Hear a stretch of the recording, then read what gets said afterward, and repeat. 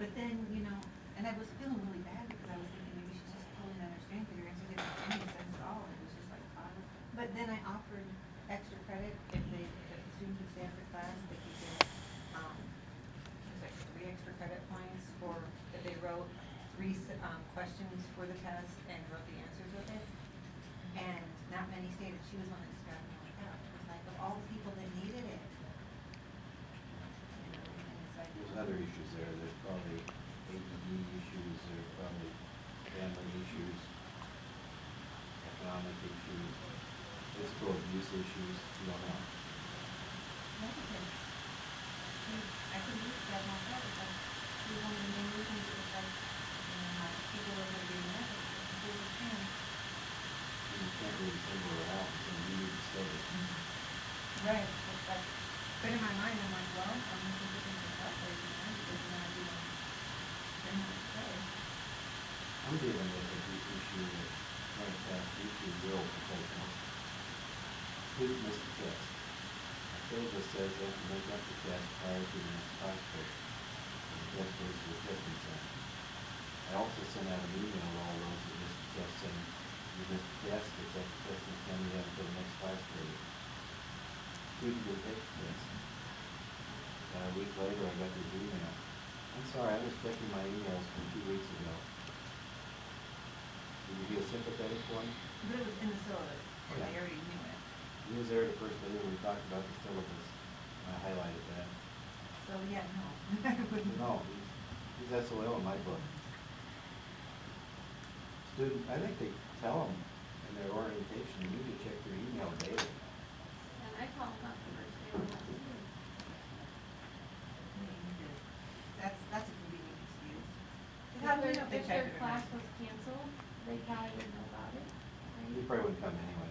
Well, I mean, most of them, if a class is canceled, most of them know before they come to class.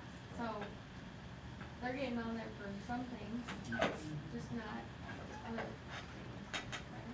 Yeah, we don't know for sure you check your email, but chances are pretty high. He was God, still- it's just gonna be an excuse. His intent was, I would hope that you allow me to still take the test. Sorry. Get your, you know what, in gear and save yourself on the next 4. Yeah.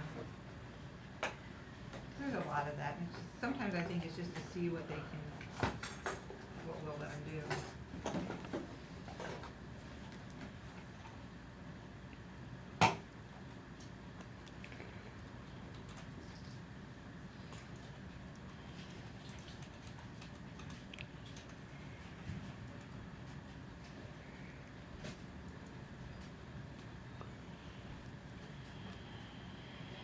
Yeah, my experience has kind of shown that when you give those opportunities, a lot of times it's the kids who are doing really well that are going to put in the extra effort.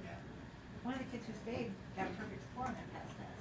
And she was like, well, there was this other assignment that I didn't do in the past, and that would help, so she stayed. He's smart. I come to the conclusion with the wife that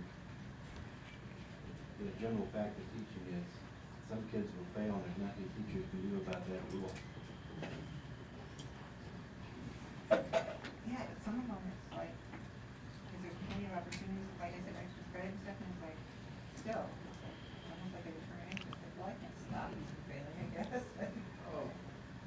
Well, this kid that missed the test is one of the stars of the football team. And he's convinced that he's gonna go pro and make lots of money and then have to have an education. Well, he's gonna need it, to get there. He'd be one of those, if he went pro and made millions of dollars, he wouldn't have any left after the first year anyway. But, you know, reality sets in here. The reason those guys, those athletes are here is because they can't make it in the big time. And the percent of pros coming out of all the athletes is so minimal. I think there's been like 3 or 4 Iowa Central kids that went and played pros consistently over the whole history of the football team.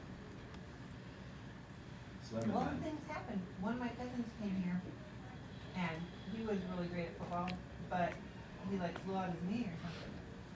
And so when his sister was saying she wanted to go pro for basketball, he was like, you pick something academically too, because you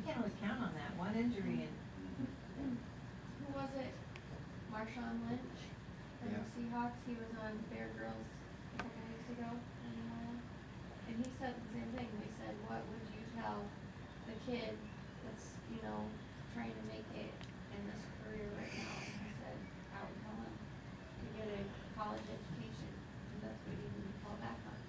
He said too many times, he said, that's what I did. I got my college education first, and I got a degree in human services, and now I have this foundation where I help people, that need help.